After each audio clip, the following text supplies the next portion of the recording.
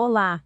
Primeiramente seja bem-vindo ao canal, lembre-se de deixar seu like e se inscrever clicando no botão inscrever-se e depois no sininho. Obrigada!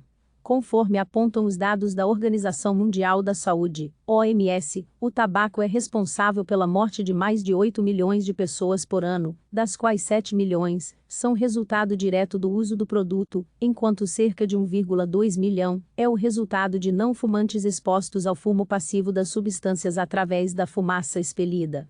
Contudo, no século passado, os cigarros não eram somente glamorizados pela mídia e pela sociedade, também eram considerados aceitos pela própria medicina.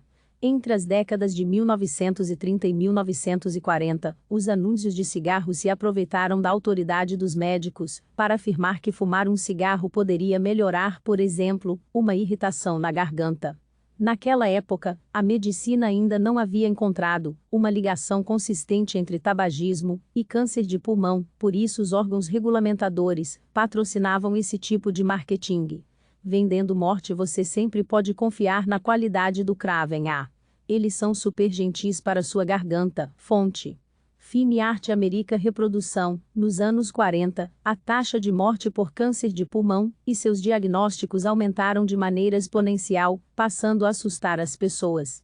Nenhuma delas sabia que era culpa dos cigarros. A indústria se promoveu em cima de alguns sintomas causados pelo fumo, como tosse e irritação na garganta, para criar uma verdadeira rivalidade, em que marcas de cigarros anunciavam que seu produto não causava problemas, apenas a concorrência. A American Tobacco, fabricante do notório Lucky Strix, foi a primeira empresa de cigarros a usar médicos em seus anúncios. Em 1930, eles divulgaram uma campanha afirmando que 20.679 médicos disseram que o Lucky era o menos irritante para a garganta. Para obter esse número, a agência de publicidade da empresa enviou aos médicos caixas do cigarro e uma carta perguntando se eles achavam que o Lucky Strix era menos irritante para as gargantas sensíveis. Muitos médicos responderam positivamente a essa pergunta tendenciosa, e o resultado foi parar em anúncios por todo o país. Em 1937, a empresa Philip Morris resolveu ir além na autopromoção ao afirmar em um anúncio no Saturday Evening Post que os médicos haviam conduzido um estudo mostrando que, quando os fumantes mudaram para cigarros Philip Morris, cada caso de irritação desapareceu completamente. A empresa só esqueceu de mencionar que pagou muito bem a cada um deles. A divulgação tendenciosa quão suave um cigarro pode ser? De acordo com a pesquisa Nationwide, médicos fumam cameos mais do que qualquer outro cigarro. Fonte: Center for History e Reprodução. Com a introdução da penicilina, que causou uma revolução na década de 1940 em como a sociedade enxergava a medicina e a ciência, as empresas passaram a usar disso para atrair mais clientes. A Reynolds Tobacco Company fez isso criando uma divisão de relações médicas e anunciando em jornais médicos.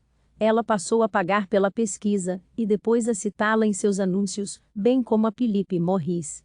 Em uma campanha publicitária de 1946, Reynolds publicou o slogan: "Médicos fumam Camel mais do que qualquer outro cigarro".